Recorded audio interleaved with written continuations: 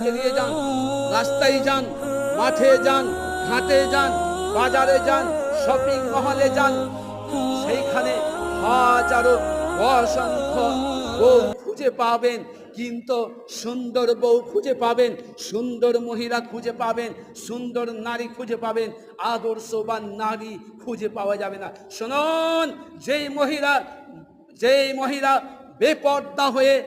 বেপর্দা হয়ে শপিং মহলে শপিং করতে গিয়েছে, ওই মহিলা আদর্শবান মহিলা নয়।